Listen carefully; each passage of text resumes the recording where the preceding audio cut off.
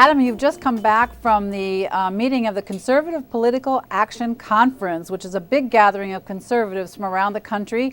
How would you characterize their mood and what's their agenda exactly?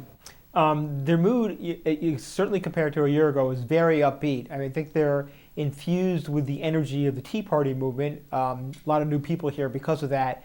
And also they're feeling, sort of, I guess they would say feeling sort of ratified by what they see as the failures of the Obama administration, or at least his drop in popularity. So they see opportunity there in terms of getting support for traditional conservative positions and candidates. I think what you'll find is a lot of the stuff they're talking about is stuff that the conservative movement has talked about for years. Smaller government, cut taxes. Obviously, the healthcare plan has been a major impetus to this movement. The additional thing that you hear this year is talking about how to handle terrorism suspects and criticizing President Obama for, for example, giving Moran, treating recent terrorist arrests as in criminal courts. Adam, this is kind of a diverse group in terms of its political philosophy. I mean, you have on the one hand the Tea Party movement, and you have on the other hand sort of more traditional conservatives, Republicans.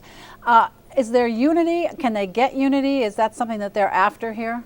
I think it'd be overstating it to say there is unity. Frankly, you have a couple different factors here. You have the sort of traditional Republican leaders, like for example, Mitt Romney, who ran for president last time, is going to run again, I believe, in 2012. Spoke to the group. You have John Boehner speaking today, the House Speaker. You have a lot of big sort of establishment names, party establishment names. Now the group here is very, very, very, very diverse, right? It includes some sort of party leaders.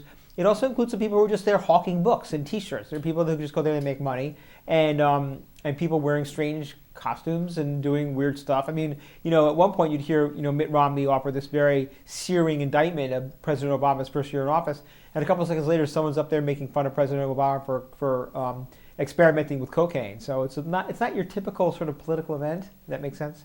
Adam, as I was listening to some of it myself, I was hearing a lot about calls to action. And can you clarify for us, calls to action for what? Is it about fundraising? Is it about getting out the vote? What exactly is the action that they would like to see happen? Calls to action is first and foremost, I think, getting out politicians, mainly Democrats but Republicans as well, that they consider unsupportive of their goals. Too much spending, too much government, the same thing. So, secondarily is getting rid of Barack Obama. So that's what they mean, and you'll hear phrases like, we have to take our country back. In terms of divisiveness within the old movement, what I was referring to before is that there are many people here, Tea Party people in particular, who are saying that we are not automatic Republicans, and we are going to oppose Republican candidates who do not sort of support our view.